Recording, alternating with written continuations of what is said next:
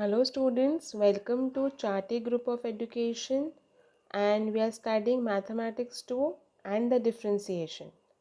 Now, today we are going to learn our very last topic of our lesson. Throughout the lesson, we have learned many of the methods in which for the given function we have differentiated it.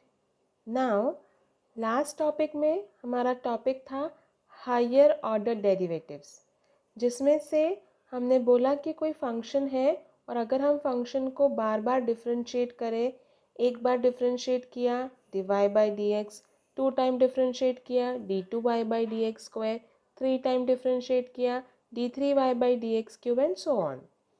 Now हम successive differentiation की बात कर रहे हैं, जिसको nth order derivative बोलते हैं. तो हम यहाँ पर आज nth ऑर्डर डेरिवेटिव निकालेंगे स्टैंडर्ड फंक्शन का. आपको नाम से समझ में आना चाहिए, when we are talking about nth order derivative, it exactly means कि हम एक फॉर्मूला टाइप जनरेट करने वाले हैं और वैल्यू पुट करने के बाद हमें वैसा आंसर मिलना चाहिए. तो ये डिफ्रेंशिएशन को ये वाले जो प्रॉब्लम्स है उनको डिफ्रेंशिएट करने का तरीका थोड़ा अलग हो सकता है, क्योंकि हमें एक फाइनल कंक्लूजन पे जाना है, एक पैटर्न डिस्कस करना है, एक पैटर्न लेकर आना है कि इस तरीके का पैटर्न होना चाहिए और हम उसके लिए एक रिजल्ट रेडी कर सकते हैं. तो जो भी क्वेश्चंस हम डिस्कस करेंगे, इट नीड्स अ थरा practice. So let's discuss properly what is the definition for successive differentiation. Definition goes this way: successive differentiation is the process of differentiating a given function.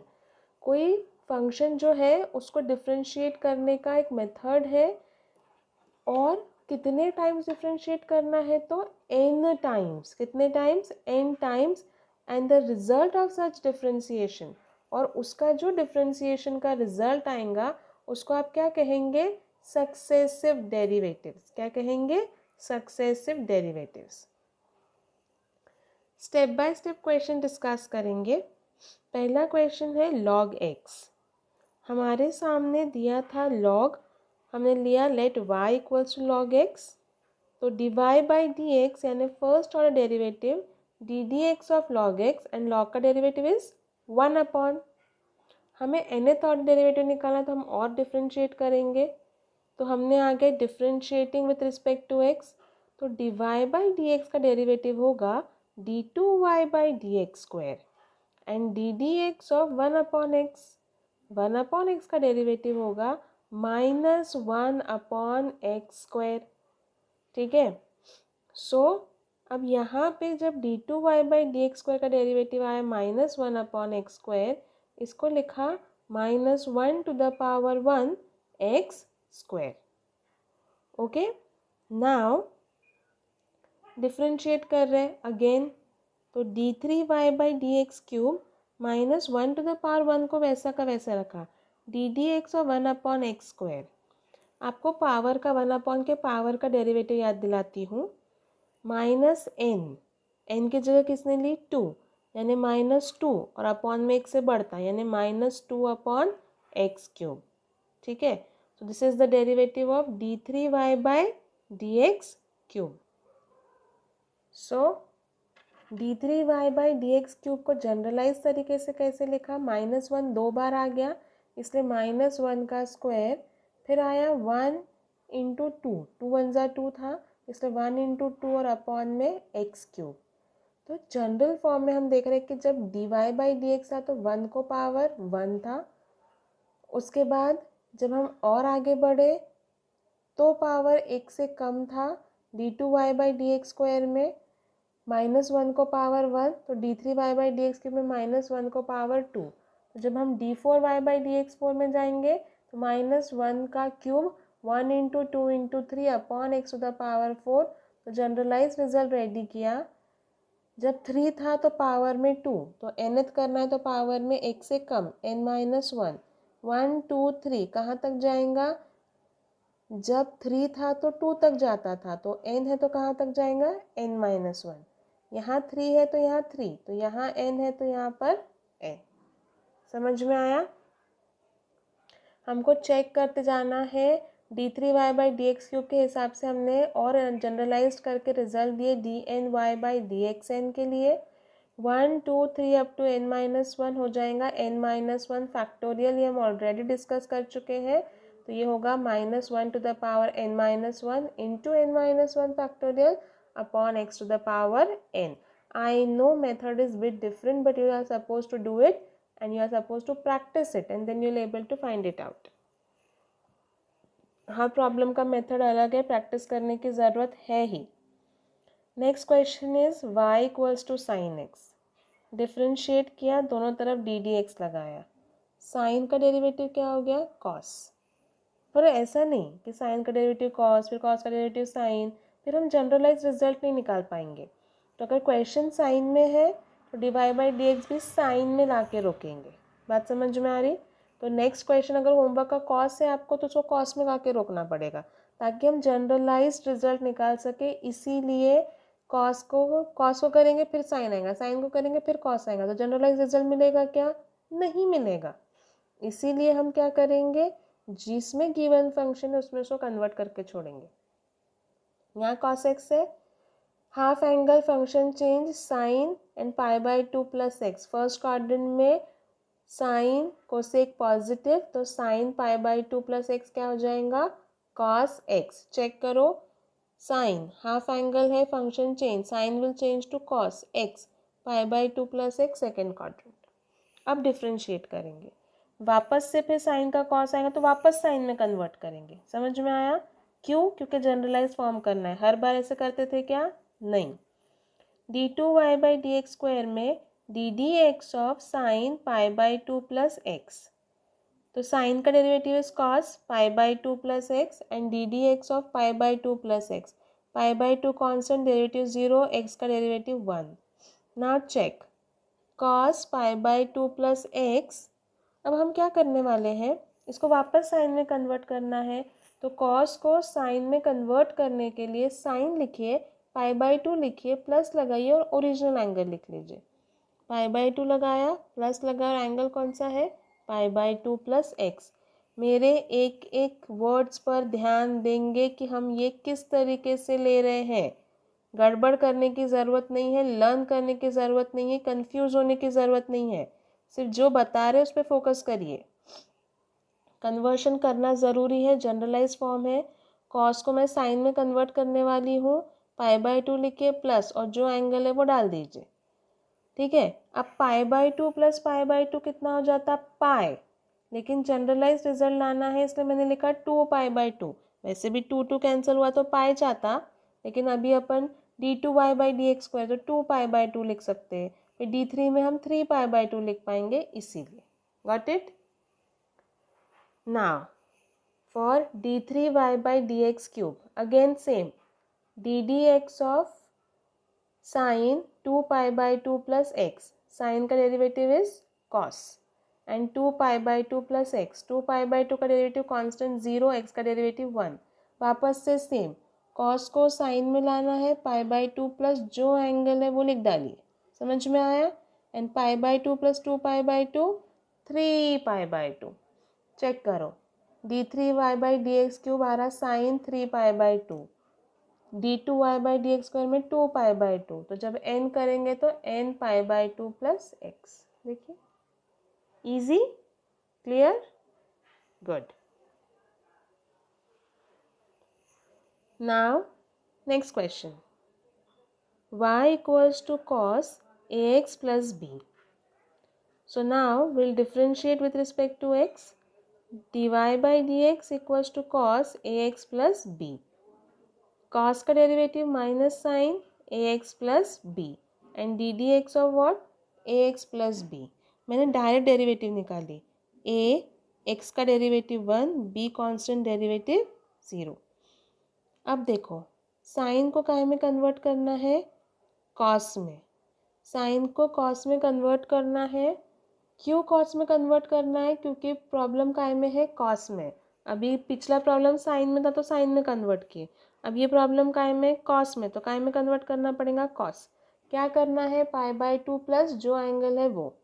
Cos लिखा, π/2 plus angle है ax plus b, डाल दिया. फिर अब d2y/dx² में वापस differentiate करेंगे और दोनों तरफ क्या लगा दिया, ddx।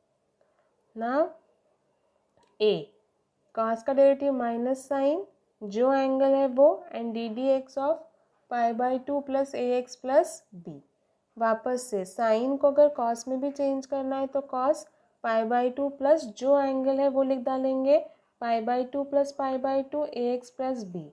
यहाँ पे π/2 कांस्टेंट, कांस्टेंट का डेरिवेटिव 0, a x का डेरिवेटिव 1, b का डेरिवेटिव 0।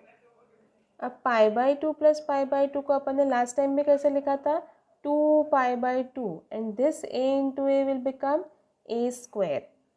इसका मतलब जब d3y/dx³ करेंगे तो आंसर आएगा a³ cos 3π/2 plus ax plus b। और जब n करेंगे तब क्या आएगा, dny/dxn equals to a to the power n cos nπ/2 plus ax plus b। Clear? चलिए चेक करेंगे। d3y/dx³ a² कांस्टेंट बाहर, ddx of cos 2π/2 plus ax plus b। Same cos का डेरिवेटिव माइनस साइन, एंगल, फिर change करना है, minus sign को cos में डालना है। वैसे भी आप जब cos को देते हैं तो सेकेंड क्वाड्रेंट में cos नेगेटिव होता है तो माइनस साइन हमारी वापस आने वाली है, इसीलिए मैं आपको हिंट के लिए बता रही हूँ। आप क्या करेंगे, जिसमें भी कन्वर्ट करना है लिख डालिए बस π/2 प्लस के साथ, π/2 plus and the angle 0 plus a x का डेरिवेटिव 1 एंड b आ गया, a³ cos 3π/2 plus ax plus b। तो जनरल क्या होगा, a to the power n cos nπ/2 plus ax plus b। Clear? चलिए, ये जो क्वेश्चन आपके सामने डिस्कस कर रहे हैं इसको सॉल्व करने की अपनी मेथड है। ये क्वेश्चन इम्पॉर्टेंट है फॉर 3 to 4 मार्क्स। इसको इसी तरीके से प्रैक्टिस करेंगे। मैं e to the power ax sine bx plus c आपके सामने डिस्कस कर रही हूँ। e to the power ax cos bx plus c तुरंत आपको होमवर्क के लिए करना है। Okay, by the very same method, but इसकी भी थॉरली प्रैक्टिस करके लेंगे। e to the power x sine B X plus C को डिफ्रेंशिएट किया, प्रोडक्ट रूल लगेगा। दो फंक्शन का product, first function derivative of second function plus second function derivative of first function.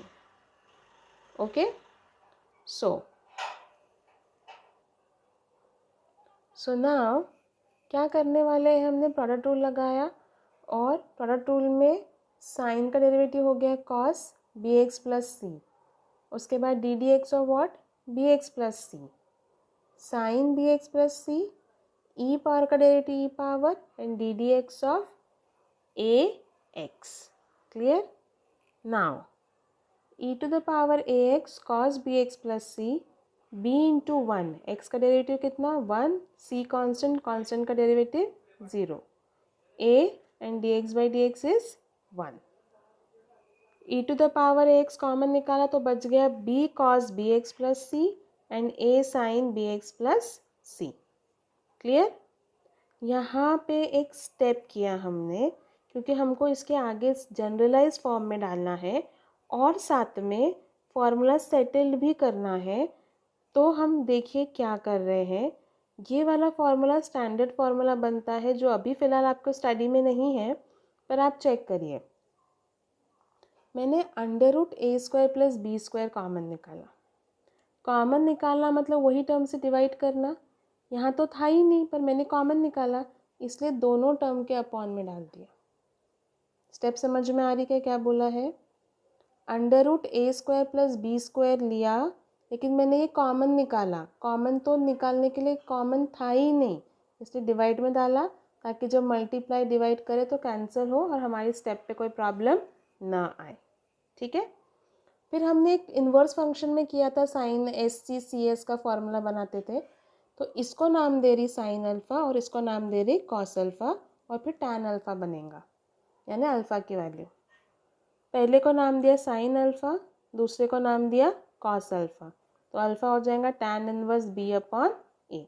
Check करिए, sine alpha और इसके बदले cos alpha.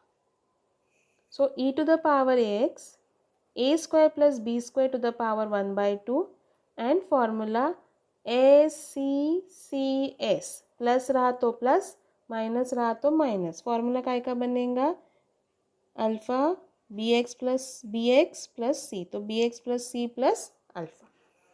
समझ में आया? आप alpha plus B X plus C लिखे तो भी चलता, B X plus C plus alpha लिखे तो भी चलता।